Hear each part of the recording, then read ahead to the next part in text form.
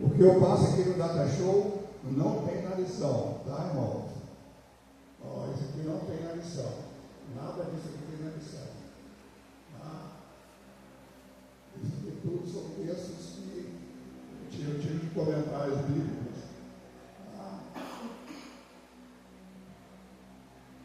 Então, mas vamos trabalhar também a lição. Então, eu gostaria que os irmãos abrissem a lição aí na página 10, na lição 10, na parte 1. Parece que o autor da lição, sabendo que essa grande dividiu em duas partes. Mas mesmo assim, na grande ainda para um estudo mais aprofundado. Vamos ler então a introdução do texto. Gostaria que o irmão lesse. Está gravando já? Amém, glória a Deus. Eu gostaria então que o irmão, se tivesse condições no microfone sem fio para ir até o irmão para ler, para sair na gravação, seria importante. Vamos ler então a introdução. Quem pode ler a introdução para nós?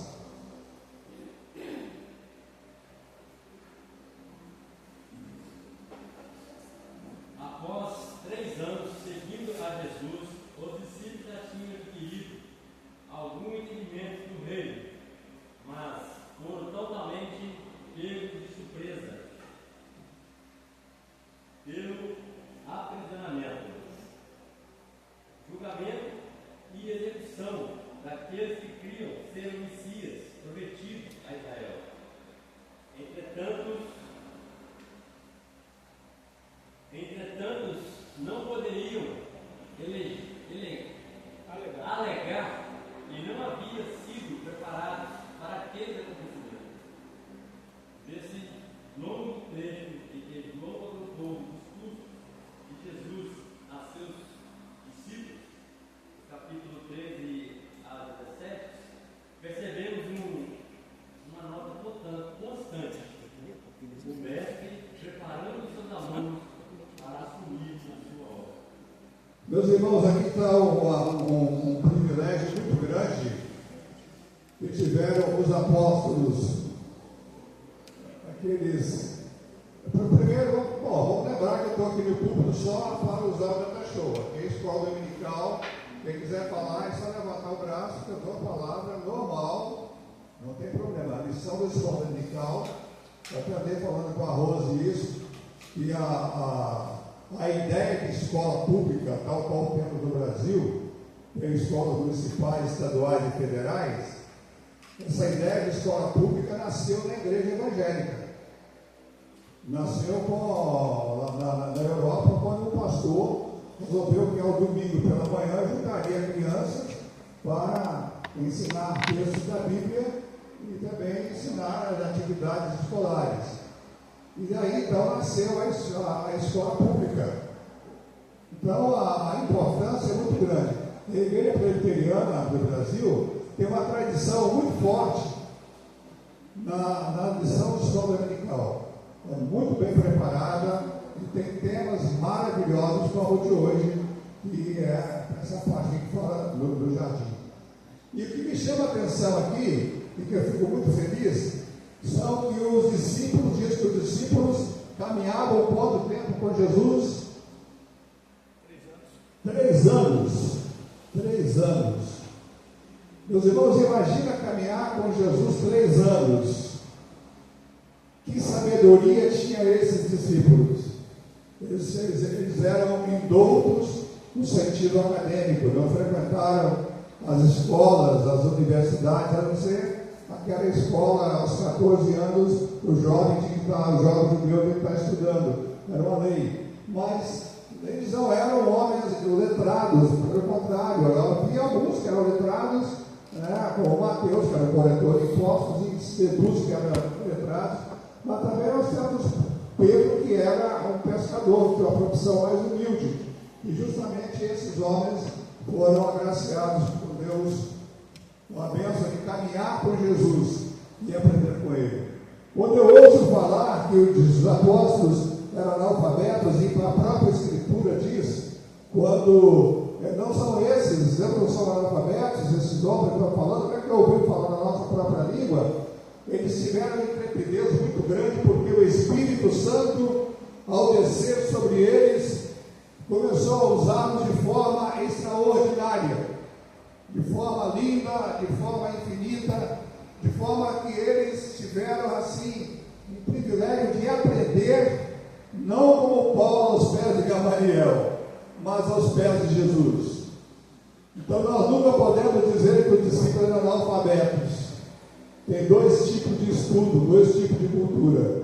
Tem a cultura erudita ou acadêmica, que nós aprendemos nas escolas e nas universidades, e temos também o senso comum, que é chamado na filosofia de empirismo, que é a aprendizagem que nós temos no dia a dia. E os discípulos caminharam com Jesus e aprenderam na universidade de Jesus. Eu acho que se juntar todas as universidades do mundo inteiro, juntar todas as universidades, com todos os cursos que há, não daria o conhecimento de Jesus. Lá em Colossenses 3,5 diz que Jesus, nele se concentra toda a sabedoria e conhecimento. Então, esse dia eu estava falando para a Rose que o Instituto Presbiteriano Mackenzie, lá em São Paulo, que é a Igreja Presbiteriana do Brasil, ela possui 3.800 professores. Você entendeu bem o que eu falei?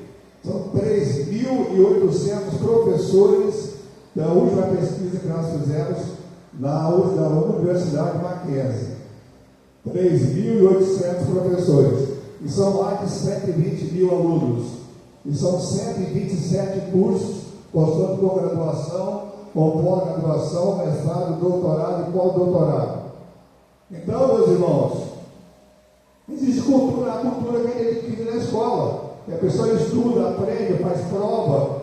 Às vezes cola, passa, colando, mas passa. Né? Espero que ninguém tenha colado. Não façam isso, hein? Isso é pecado. Mas há o estudo acadêmico, mas também há o estudo que nós temos da aprendizagem, da convivência com outras pessoas. Quantas coisas nós temos filhos que aprendem com os pais, filhas que aprendem com as mães. Enfim, há um conhecimento passado de geração em geração que nos traz tudo isso. E os apóstolos, eles não eram iletrados, eles não tinham cultura acadêmica, mas eles estudaram na Universidade de Jesus, que todos os cursos do mundo inteiro não daria a terça parte do conhecimento de Jesus. Porque o texto diz em Colossenses que nele se concentra todo o conhecimento que existe no universo, se concentra em Jesus. Então isso aí é um privilégio muito grande. Vamos aqui então ver. Vivemos em um mundo, vivemos tempos desafiadores, marcados por interesses, tribulações, um crescente afastamento de Deus e dos valores. Os valores estão se afastando de Deus. O mundo está assim se afastando de Deus cada vez mais. Meus irmãos, saiu ontem, isso é novo, saiu ontem uma pesquisa feita do único censo religioso.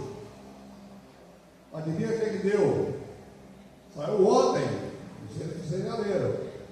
Não estou ouvindo.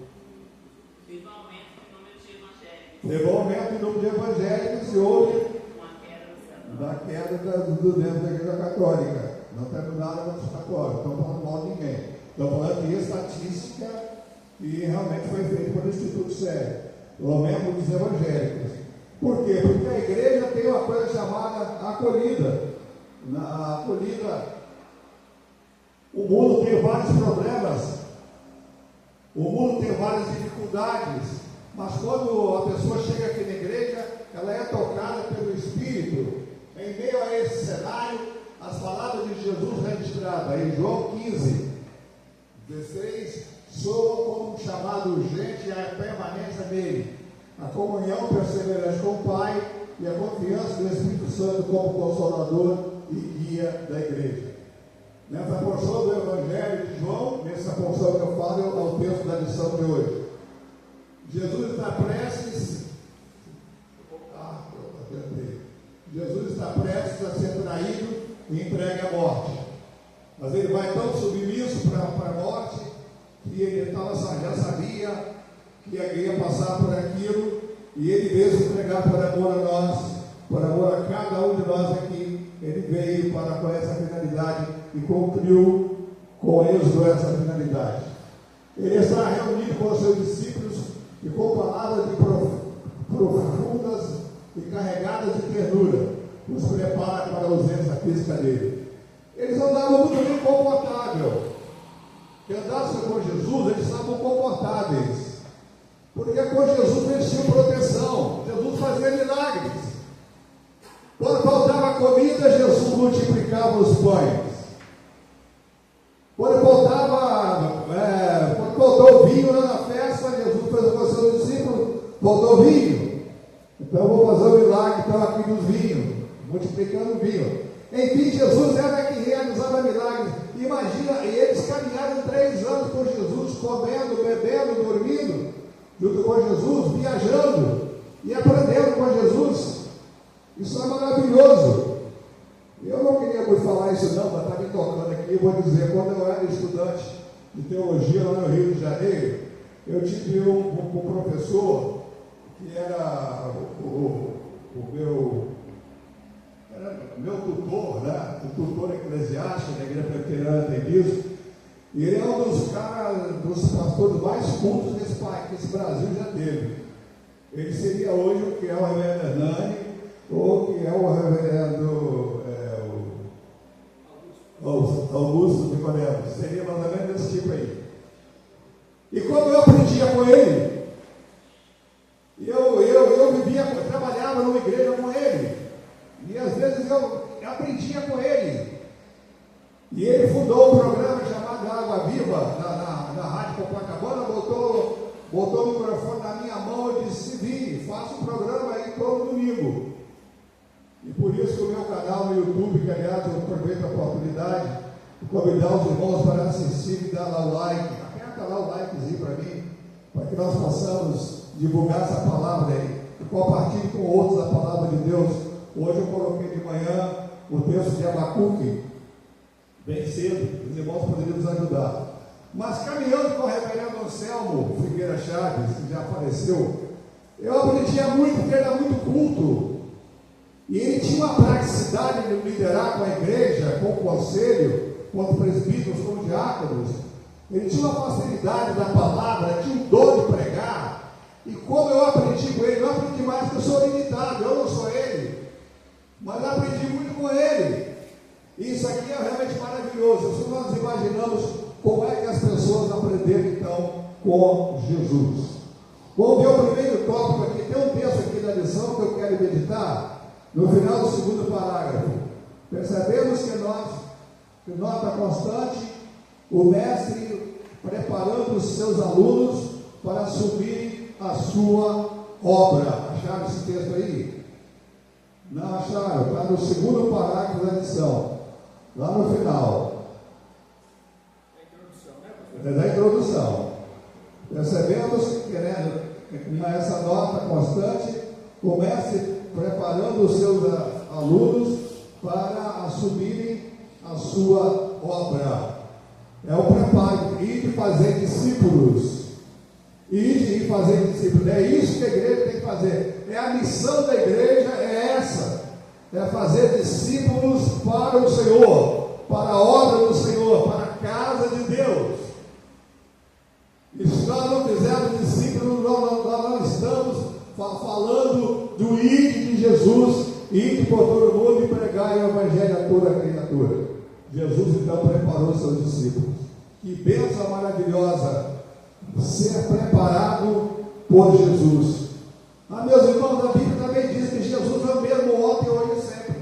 Nós podemos estar aprendendo hoje de Jesus, porque a sua palavra é viva e eficaz, é mais penetrante que uma espada de dois gumes. Então podemos sim aprender de Jesus hoje, basta com quanto que estudemos. E o livro de João é realmente um material muito importante, extraordinariamente rico para nós aprendermos. Vamos para o tópico primeiro. a lição dos discípulos. Gostaria que alguém lesse, por favor. O mestre utiliza figuras conhecidas numa sociedade agrícola e escravagista. Tais figuras marcariam as memórias deles de tal maneira que muitos anos depois, João as registraria para discípulos que ainda nem haviam nascido, como nós.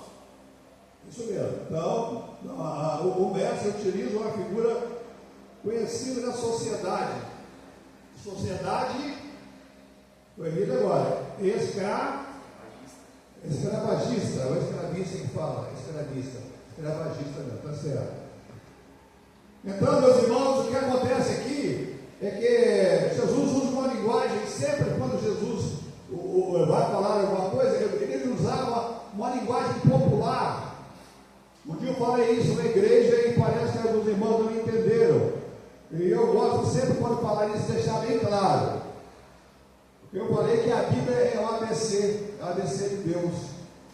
Eles não entenderam isso, depois, pastor, o que você pensa disso da Bíblia? Não, pelo contrário, eu exaltei a Bíblia. Porque se Deus fosse revelar como Ele é, a gente não ia entender. Então Jesus lança a mão de metáforas e comparações de comprometimento diário, de situações diárias, de vivência diária. Jesus então lança a mão de tudo isso e acaba aplicando para que as pessoas possam aprender. Quando ele fala, o semeador saiu a semear, todo mundo conhecia o semeador. Como é que ele saiu semeando, jogando a semente? Ele saiu com um avental cheio de semente e lançando a semente. Então ficaria mais fácil para o povo entender. Então Jesus vai usar uma linguagem muito simples, porque se Jesus fosse se manifestar na sua sabedoria infinita, nós não íamos entender. Por isso a palavra de Deus nos foi revelada de maneira simples. Vamos ver o que nós temos aqui. A metáfora da videira e dos ramos. Vamos ler o outro tópico aí. A vocês, meus amigos, vocês são meus ramos. João 15, de 1 a 10. Quem pode ler aí na lição? A primeira figura fala de uma videira que é cuidada por um zeloso agricultor, para que seus ramos produzissem uvas. A videira na agricultura simbolizava a alegria e o prazer. Salmo 128, 3, Malaquias 4, 4. Pois com a sua uva se obtinha o vinho, além de uma geleia bastante apreciada.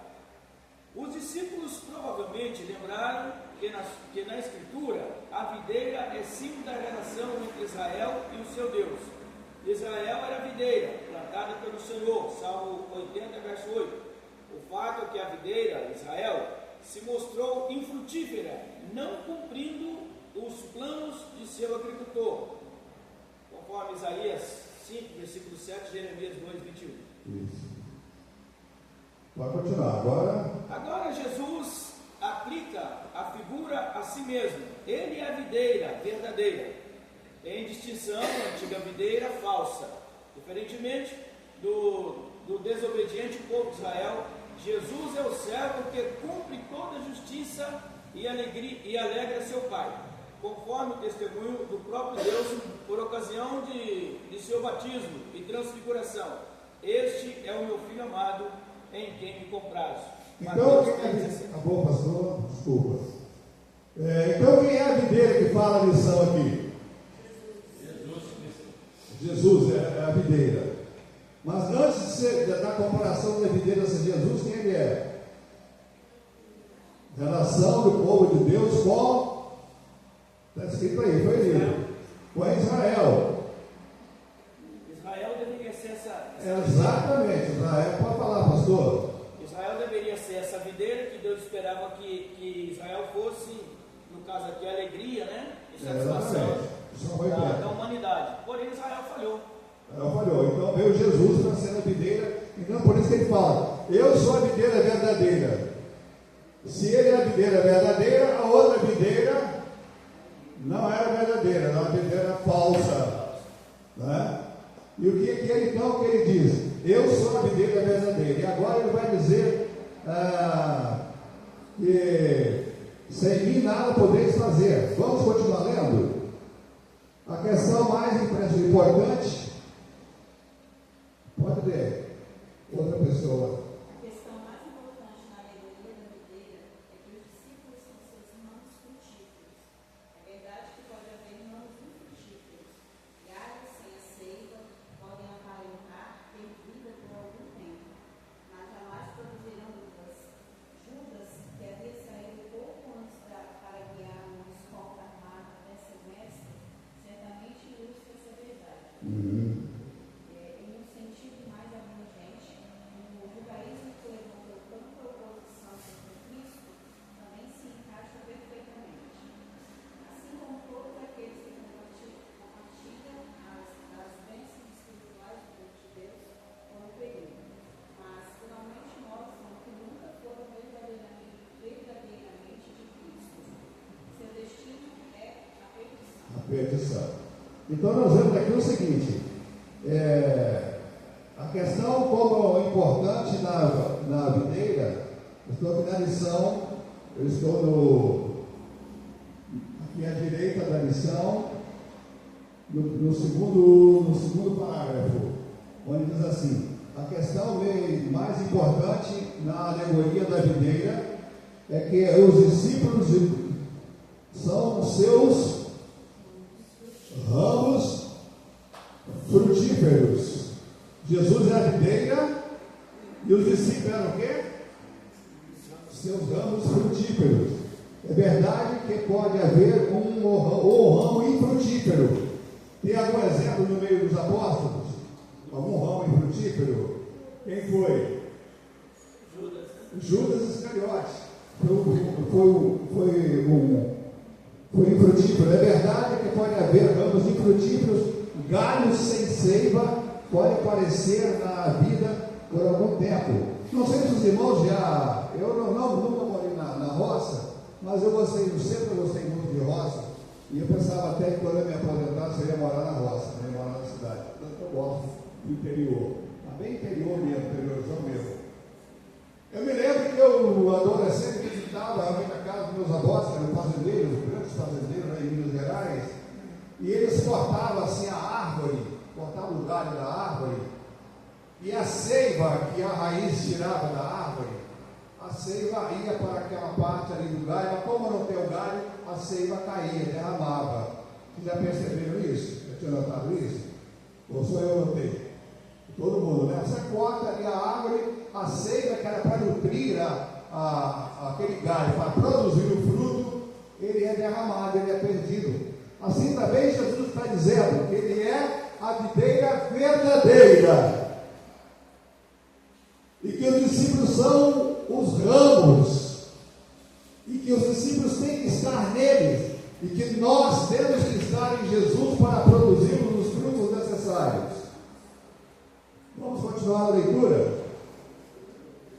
Quem pode continuar? Os discípulos deveriam compreender que a sua relação com Cristo não envolvia apenas andar com Ele, aprender esse ensinamento, nem mesmo só acreditar que Ele é o Espírito tão aguardado.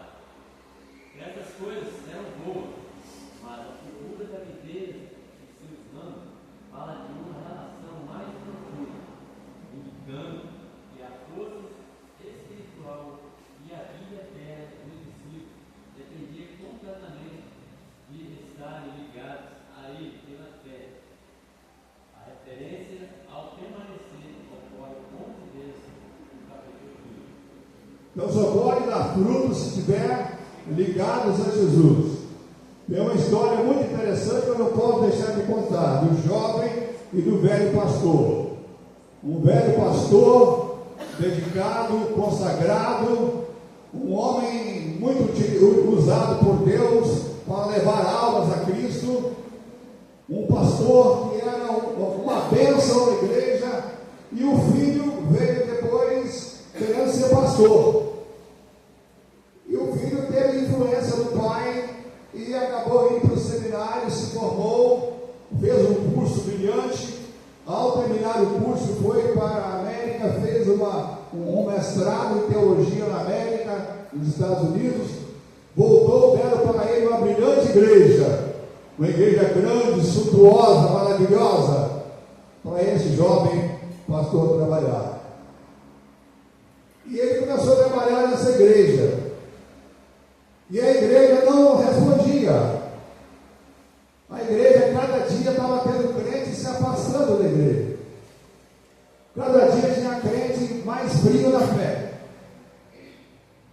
E ele pregava, e cada dia os membros iam se afastando. Era uma igreja fria, uma igreja que não tinha poder, uma igreja que não falava em graça, que não falava em misericórdia. E ele não aprendia por quê. Então ele escreveu uma carta para o pai dele, dizendo: pai, eu não sei mais o que fazer, me socorre. Já preguei de tudo para a minha igreja, já preguei filosofia, já preguei psicologia, já preguei tudo que eu tinha que pregar, a igreja não reage. Pai, me socorre, que eu estou perdido, vem me ajudar. E o pai não respondeu a carta dele. Simplesmente, era uma cidade próxima, o pai pegou o carro, deixou alguém no púlpito para pregar e foi para a igreja do filho. Chegando lá, na hora da mensagem, ele se assentou lá atrás, o filho nem viu. E o filho então vai lá pregar e faz um sermão muito bonito. Um sermão muito bem elaborado. Uma oratória fora do comum. Aquela oratória de balançar com o auditório. Aquela oratória com uma retórica que mobilizava as pessoas, que as pessoas achavam bonito falar, mas não havia reação. Terminou o culto, aí o filho veio na porta para cumprimentar, como é o costume da igreja presbiteriana do Brasil. E aí ele falou: pai, esse aqui me deu um abraço, abraçou, eu vim cá assistir o culto. Você falou para mim que estava com problema, eu vim cá assistir o culto, eu vim conversar com você. Vou lá no meu gabinete pastoral ao lado do templo. E o pai então falou: já sei, meu filho, qual é o seu problema. Já tem que ter um problema. É que você está pregando muita coisa, você não está pregando Jesus Cristo.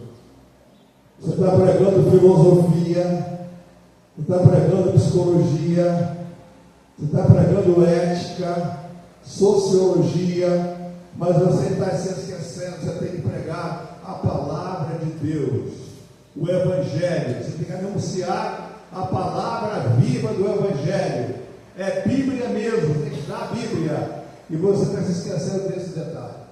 Não, o seu problema é muito fácil de resolver. Pregue a palavra de Deus, pregue a mensagem de salvação para o pecador, pregue a mensagem que redime, que transforma o pecador, pregue a mensagem que o pecador tem que nascer de novo e ser uma nova criatura, e só assim, e somente assim, a sua igreja vai crescer. Amém? E aquele jovem então tomou aquela lição e passou a pregar daquele jeito que o pai havia orientado, e a igreja então cresceu maravilhosamente. Vamos continuar, meus irmãos, aqui com a nossa leitura. A teologia reformada, não é isso que nós falamos? Isso, a teologia reformada costuma se referir a essa ligação com a união mística do crente com Cristo. Por estarmos unidos ao seu sacrifício de ressurreição e recebemos uma justiça e vida, enquanto ele recebeu o castigo que merecidos. Romanos 6, 5, 8. Pode ler até o final, meu irmão. Esse relacionamento espiritual é estabelecido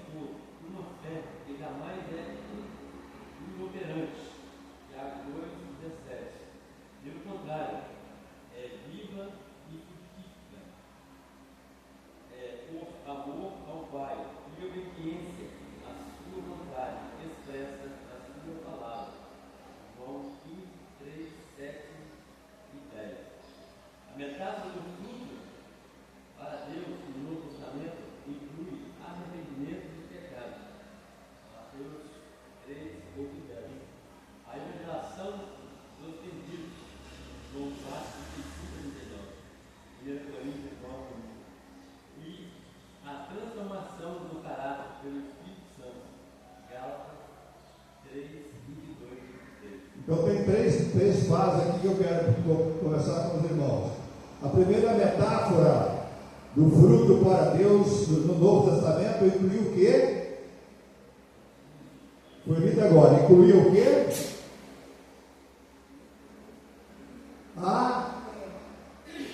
Está escrito aí, irmãos. Arrependimento? Ou só a minha versão está escrito assim. A minha não assim, ó. A metáfora do fruto para Deus foi lido agora para o irmão. Está no Novo Testamento, inclui o arrependimento dos pecados. Meus irmãos, em pecado ninguém verá a Deus. Não adianta o homem dizer que, sim, eu estou com pecado, eu estou em pecado, mas eu me arrependo depois. Esse pecado aí não vale, essa confissão aí não vale nada não. Nós pecamos involuntariamente. O cristão, quando ele peca, ele não faz de propósito. Porque se ele fizer de propósito, ele tem consciência. E Deus não leva em consideração o tempo de ignorância. Por exemplo, uma pergunta que eu quero fazer para a igreja. Os irmãos acham que os índios estão salvos se eles não ouviram o Evangelho? A Bíblia diz que todos pecaram e carecem da glória de Deus. O índio que nunca ouviu falar do Evangelho, se ele morrer, está salvo? Não? O que vocês? Complicado. Se ele não ouviu o Evangelho, como é que nós vamos definir que ele não está salvo? Se não, ele tem uma oportunidade. Ele não teve oportunidade. Porque cada um, parece o livro de Gálatas, que cada um será julgado à luz do seu próprio conhecimento. Meus irmãos, se o seu elemento não conhece a Jesus, como é que ele vai aceitar a Jesus? Isso coloca sobre os nossos ombros, inclusive do meu, uma responsabilidade de pregar para essas pessoas o Evangelho, de anunciar o Evangelho para essas pessoas, até os confins da terra. Não é somente aqui na periferia de Ulisses Guimarães, não é somente aqui não, nessa região aqui não, é até os confins da terra pregar o Evangelho. Então nós temos aqui primeiro incluir o arrependimento dos pecados. Tem que haver arrependimento, e arrependimento é mudança de vida. Não confundir arrependimento com remorso. Judas não se arrependeu, teve remorso. Depois nós temos a evangelização dos perdidos. Tem que levar o Evangelho àqueles que estão perdidos. Mostrar para eles a palavra de Deus é a verdade. E só há um único caminho, e esse caminho é Jesus. Eu não posso deixar de esquecer dessa frase. Quando o colega de faculdade, eu estava cursando filosofia, tem um padre que falou para mim: você na igreja evangélica fazem completamente errado. Meus irmãos, se tem algum católico aqui, desculpa, não estou criticando a igreja católica, não. Eu não faço isso. Estou contando que é verdade. A transubstanciação, que quando o sacerdote abençoa a hóstia, ela se transforma no corpo de Cristo. Ela é genuinamente o corpo de Cristo. Portanto, não pode nem mastigar, tem que deixar dissolver na boca. Então, o padre falou para mim: Antonino, veja aqui. Aqui está dizendo, isto é o meu corpo. Tomai e comer, isto é o meu corpo. Se é o corpo de Cristo, então é o corpo de Cristo. Sabe o que vai responder para ele? Então Jesus é uma árvore, porque ele disse: eu sou a videira verdadeira. Então Jesus é uma estrada, porque ele falou: eu sou o caminho. Presta atenção, Pai. No sentido, você não pode pegar um texto isolado e fazer uma afirmativa. Não pode pegar um texto isolado e fazer uma afirmativa, não tem como. Você pegar o texto isolado, vai cair lá no Salmo 53 e Salmo 54. Você sabia que o Salmo 53 e o Salmo 54 é a mesma coisa? Sabia disso? Pode pegar. Vou pedir um irmão daqui que pega o Salmo 53 e o 54 é aqui o versículo, o Salmo 14 e daqui o 53. Tem uma pequena diferença no final. 14, 53? 14 e 53. Como é que diz o 14? Disse o Nécio. Diz o insensato no seu coração, não a Deus. Corrompem-se e praticam abominação. Até aí tá bom, beleza. Agora o Salmo, agora seria o 13. 14. Agora vê o 53. Outra pessoa vê o 53. Como é que está escrito?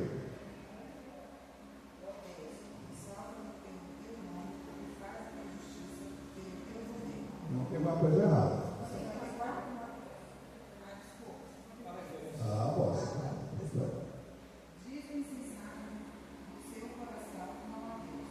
Corrompe-se e pratica iniquidade. Perceberam que é a mesma coisa? O Salmo 53 é a repetição do Salmo 54 e vice-versa. Aí eu teria que passar um tempo para explicar por que isso aqui aconteceu na tradução. O Salmo 53, o Salmo 54 e o Salmo 14 é a mesma coisa. O que isso tem a ver, meus irmãos? O que tem a ver isso aí com o perdão dos nossos pecados? Nós não podemos pegar um texto isolado e ler esse texto isolado. É como aquele texto famoso que tem, esforça-te, né? Aquele texto famoso que tem, esforça-te, tem de bom ânimo, esforça-te. Aquele texto isolado é muito bonito, mas ali, se você for ver o contexto, é o diálogo de um ímpio falando com o ímpio. Esforça-te, façamos um ídolo e vamos servi-lo. Pode ler depois, a Isaías. Então nós temos que conhecer. Oi?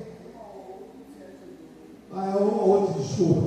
Eu confundi aqui. Um ou outro ajudou, e o seu irmão disse: esforça-te. Eu já vi tema de congresso da SAF com esse versículo. Um ou outro ajudou, e o teu próximo, um ou outro ajudou, e o amigo disse: esforça-te. Mas lá embaixo está dizendo que eles vão reunir para fazer um ídolo. Pode ler, está na Bíblia. Pode ler o texto. Eu não me lembro de cor onde é que está. Você achou aí, pastor Deus? Achou esse texto que eu estou falando? Ou só não está procurando? Você que só estava procurando esse texto. É Isaías, tá bom. Mas depois, irmão, bom lá em casa. Então, o que tem isso a ver? Tem a ver com a evangelização dos perdidos. Não podemos pegar um texto isolado e pregar sobre ele. Não podemos. Nós temos que pegar a Bíblia como um todo. É uma mensagem. Nós não podemos pegar um texto da Bíblia, senão nós caímos na heresia. Se pegar no texto isolado, a Bíblia tem até medo. Disse o Nécio em seu coração, não a Deus. Está lá no Salmo 13 e no Salmo 54, que é a mesma coisa, que é a repetição. Vamos ver, e o último tema é a transferência do caráter pelo Espírito Santo. A transformação do caráter pelo Espírito Santo. Quando o Espírito Santo passa a habitar no coração de uma pessoa, quando o Espírito Santo entra no coração de uma pessoa, até o seu aspecto físico melhora. Ele fica mais bonito. Verdade. Eu era muito mais feio que sou. No dia que o Espírito Santo entrou no meu coração, eu fiquei mais bonito. Os irmãos são bonitos por causa disso. Porque refletem do irmão a beleza de Cristo. Tem até um hino, uma música, uma canção sacra que diz, né, que a beleza de Cristo se veja em mim. Conhece esse hino? Que a beleza de Cristo se veja em mim. Conhece não? Não conhece? É muito bonito. Uma hora eu vou ensinar para vocês, que vale a pena. Vamos então, meus irmãos, agora para nossos apontamentos. A metáfora de Daniel Ramos revela a centralidade dos ramos de Cristo na vida do crente e a absoluta necessidade de permanecer firme para frutificar. Tem já firmado em Cristo. Os ramos têm que estar em Cristo. Se esse ramo estiver em outra coisa que não é Jesus, não vai dar fruto. Em seguida, Jesus aprofunda o tema do amor como mandamento. João 15, 9 e 17. Revelando que o amor cristão é o reflexo da comunhão com o Pai. Vamos continuar lendo. Agora nós vamos ver a letra B. Vocês são meus amigos. Quando falava dos ramos que devem permanecer no tronco da videira, Jesus já havia mencionado a liberdade que teriam para pedir o que quisessem, bem como havia explicado essa permanência, em termos de amor e obediência. Agora, ao abandonar a figura agrícola e falar mais diretamente dos relacionamentos entre mestre e discípulos, ele retoma essas expressões, mas sem abandonar as referências aos frutos. Cristo afirma claramente: vocês são meus amigos, João 15, 14. O fato de ter os instruídos na verdade do reino provava que eles eram mais que escravos, de quem se requer a obediência certa. Além disso, o mandamento do seu Senhor não é despótico, nem desumano. Ele ordena-lhes que se amem, e o faz somente após tê-los amado. A semelhança do que ocorria no mercado de escravos, eles haviam sido passivamente escolhidos por seu Senhor, mas ele não pagara por eles com algumas moedas. Como amigo verdadeiro e sem igual, seu Senhor dera a sua vida em favor deles. Poderia haver mais prova de amor?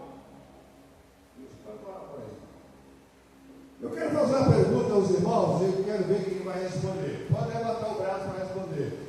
Se alguém não responder, eu vou escolher um para responder. Então fique atento na pergunta. Jesus falou: vós sois meus amigos, se fizerem o que eu vos mando. Então eu quero saber qual é a diferença entre amigo e colega. É a mesma coisa? É diferente? É diferente? Já temos uma resposta, é diferente. E qual é essa diferença entre amigos e colegas? Amigos se confia mais nele. Olha que bênção, maravilhosa. Deus te abençoe. Amigos são pouco, colega, que faz. Amigo e colega são completamente diferentes. São coisas completamente diferentes. Aqui Jesus não responde à dificuldade dos discípulos serem odiados e perseguidos, expulsos das sinagogas. No entanto, essas palavras não são de desânimo, mas de preparação e encorajamento. Promete enviar o envio do Consolador, do Espírito da Verdade, que guiaria o discípulo em verdade e os capacitaria na missão. Então vamos ver aqui. Qual a diferença entre amigo e colega? Vamos ver aqui na frente. Na frente.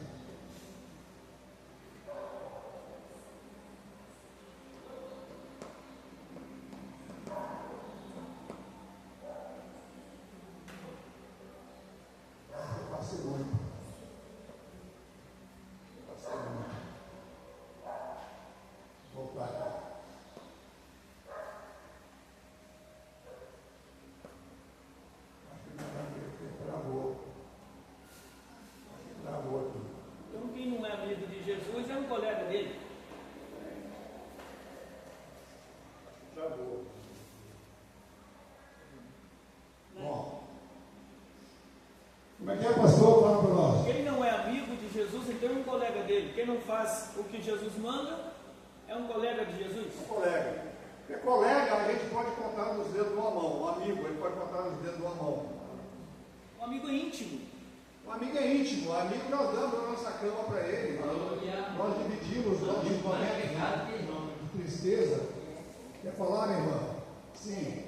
Eu acho que uma das características daquele melhor amigo que a gente tem é aquele amigo que às vezes ele vai nos falar coisas que a gente não aceita, que a gente acha que está errado, mas na hora que a gente para pensar um pouquinho, a gente volta para ele e fala: poxa, eu fiquei muito chateado, você falou aquilo comigo, mas você realmente é um amigo de verdade. Porque você falou para mim o que eu não queria ouvir. Eu acho que essa daí é uma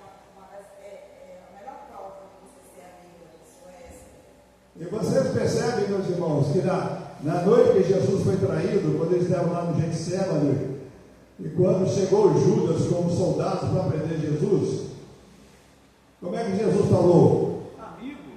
Colega, a que vieste? Foi assim? Estou imitando o pastor Wilson aqui. Colegas, a que vieste? Amigo. Ele falou, não, falou amigo. Meu amigo, meu íntimo. Uma pergunta, Judas era amigo ou era colega? Judas, para Jesus, ele era amigo. Ele era amigo de Jesus. Então, Jesus falou amigo a que vieste. Mas tinha ação de Se colega. colocar colega aqui, nós estamos lembrando o que Jesus falou. Jesus diz, amigo, a quem viesse. Isso é uma pergunta retórica, porque Jesus sabia que iria ser entregue ali. Jesus sabia que ia acontecer naquele momento ali a sua prisão, e dali para diante ia ser a tortura até a morte na cruz.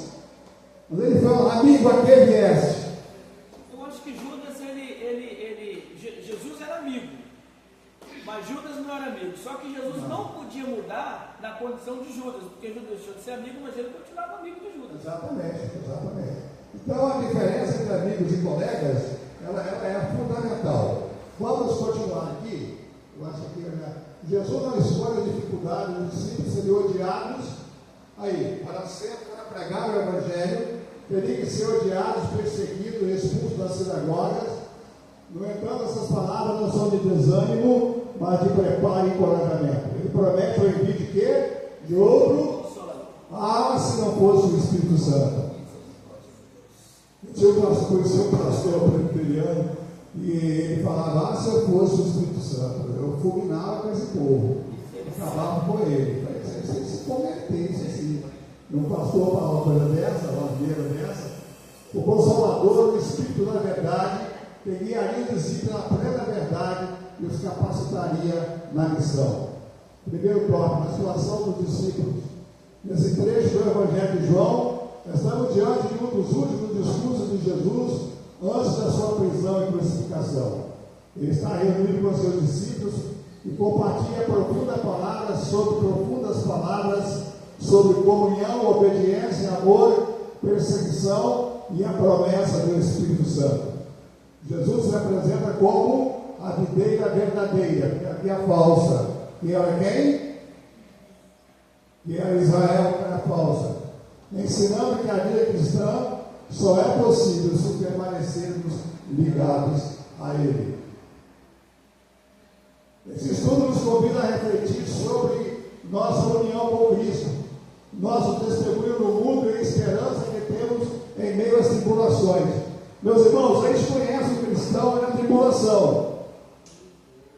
O piloto de avião, o bom piloto de avião, o piloto de um navio, se conhece o bom piloto, não é quando o mar está calmo, é quando o mar está bravio, quando as ondas estão altas, quando as ondas estão revoltas, quando a chuva, relâmpagos, trovões. Estamos lembrando de Paulo indo para Roma para ser executado, né? Para pelo para César.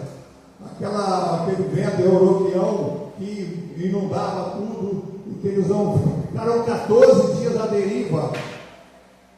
O texto diz que eles ficaram 14 dias à deriva. Não tinha lua nem estrela, não sabia se era de dia ou de noite, e ficaram ali. O bom piloto se conhece na dificuldade.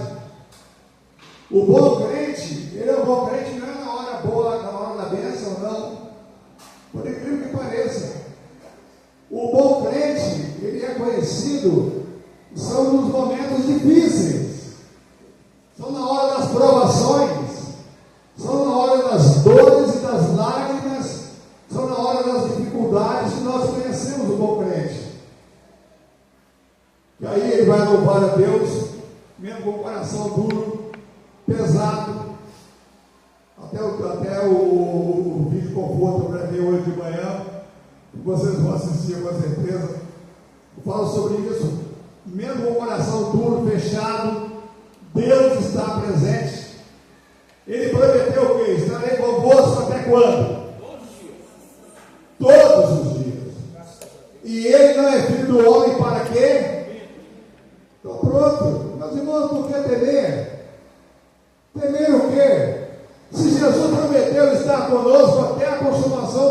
séculos. Você prometeu estar conosco e ele é filho do homem para que imita. Então ele vai estar conosco. Nós temos que ter fé nessa realidade, porque Deus está conosco. Deus está com a gente. Deus está do nosso lado, mesmo na dor, mesmo na lágrima, no sofrimento. Eu falei no vídeo de hoje de manhã, se for der vontade de chorar, vamos chorar. Podemos chorar sim. Porque Deus recolhe toda lágrima. E aqui nesse item aqui, fala sobre amigo mais chegado que o irmão. O afirmou, vocês são meus amigos. O fato de termos instruído na verdade do reino provava que eles eram mais do que escravos e quem te requer obediência cega. Além disso, o mandamento do Senhor não é despótico. O que quer dizer despótico? Tirano, que governa com tirania, com maldade, a ruína. Leva alguém à ruína. E muitos deles eram membros do Sinédrio. E a palavra Sinédrio, eu anotei aqui, autoritário, amigo do Sinédrio. Nós já explicamos em lição anterior o que é o Sinédrio, né? O que era o Sinédrio? O que era o Sinédrio? O que era o Sinédrio? O Sinédrio era o STF. Não sei. Gostei, pastor. Mais ou menos. O Senado e o Sinédrio da STF. Mas vamos chegar lá ainda. Continua lendo, por favor, aí, meus irmãos. Nós estamos quase no final. Tirar a dúvida. Pode tirar.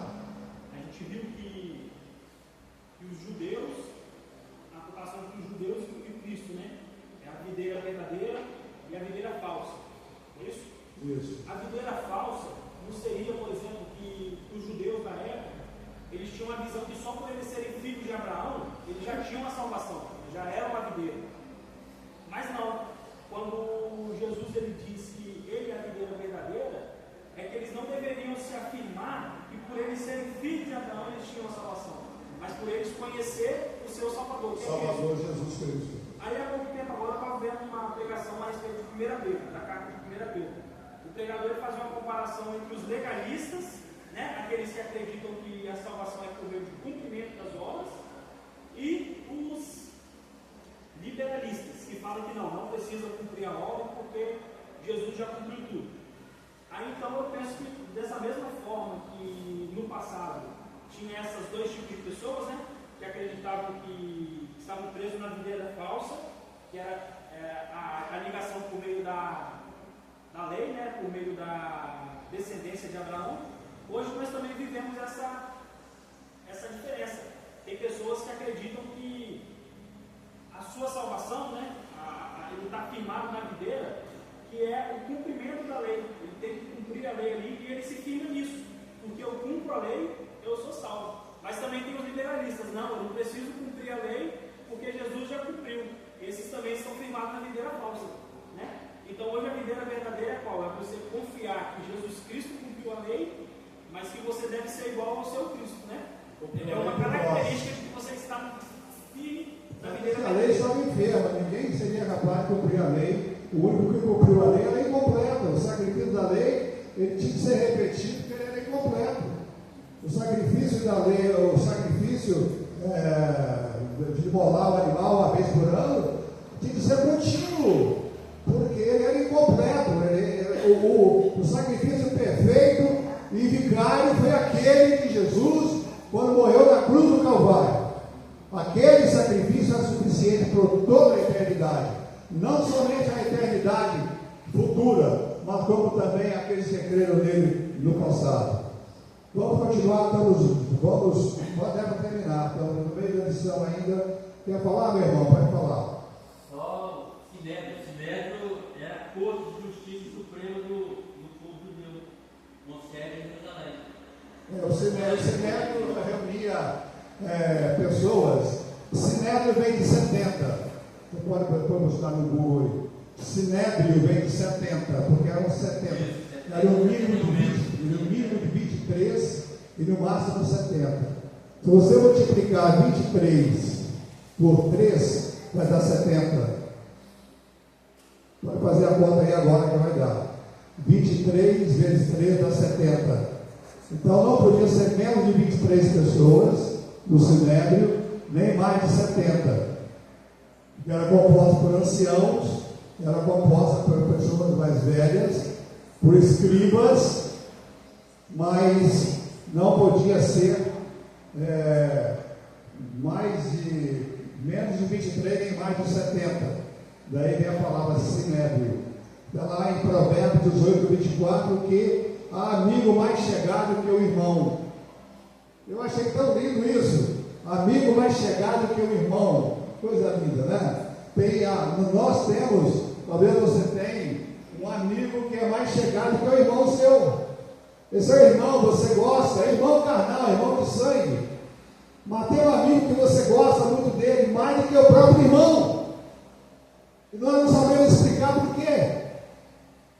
Provérbios fala isso, Provérbios capítulo 18, versículo 24 fala isso. Meus irmãos, convém parar por aqui, pastor.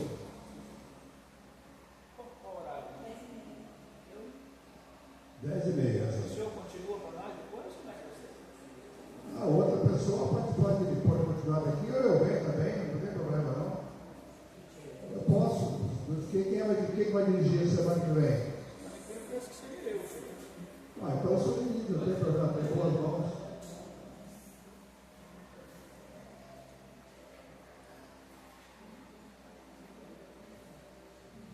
Dizendo assim que a parte mais gostosa da lição vai começar agora.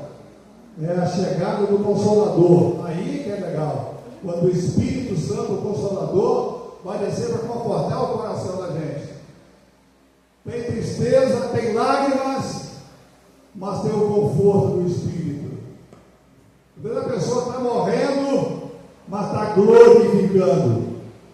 Como o Policarpo era o pastor da igreja de Esmirna.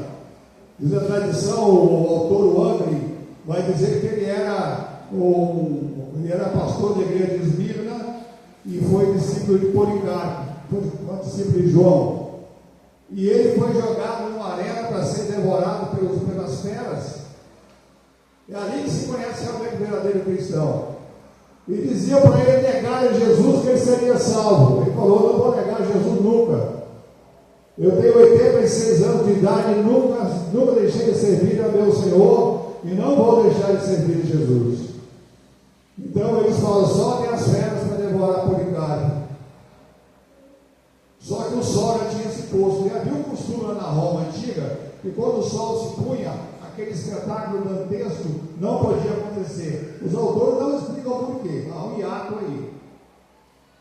O do povo que dizia: queremos sangue, morte a Policarpo.